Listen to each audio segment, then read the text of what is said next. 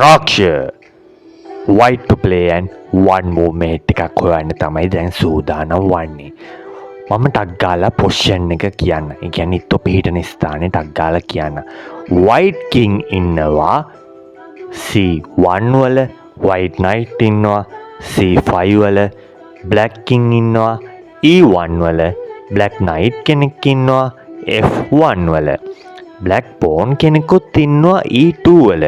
මේ pawn එක move එකකින් ඇද්දොත් ඉස්සරහට ප්‍රොමෝෂන් වෙනවා. එතකොට යාට ඕන queen කෙනෙක්, knight කෙනෙක්, rook කෙනෙක්, bishop කෙනෙක් ගන්න පුළුවන්. හැබැයි ඒක කරන්න විදියක් නැහැ. ඉස්සරහින් king ඉන්නවා. අනික ඇදීම තියෙන white.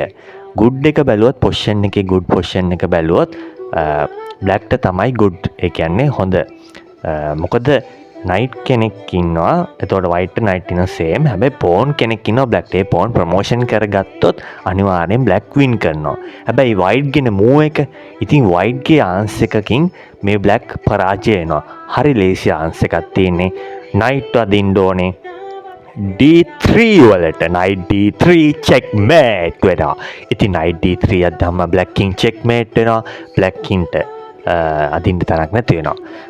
ඒ වගේම මෙතන white win කරන හරි සරලව. ඉතින් මෙවැනි වූ content රාක්ෂ වීඩියෝ නරඹීමට මගත් එක්ක දිගටම එකතු වෙලා ඉන්න.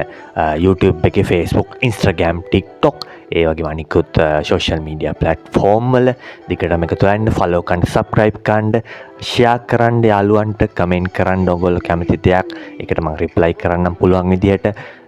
like කරන්න, යාළුවන් chess දන්න යාළුවන්ට tag කරන්න. chess වලට අමතරව තව විශේෂ වීඩියෝ තියෙනවා. කවි කියලා තියෙනවා, සින්දු කියලා තියෙනවා. තව ලස්සන ෆොටෝ ගහලා තියෙනවා. ඉතින් තව වීඩියෝ තියෙනවා. ඉතින් දිගටම එකතු වෙලා ඉන්න මේ රාක්ෂ වැඩත් එක්ක. එහෙනම් ගිහිල්ලා එන්නම්. ඊළඟ වීඩියෝ එකෙන් හම්බෙමු. රාක්ෂ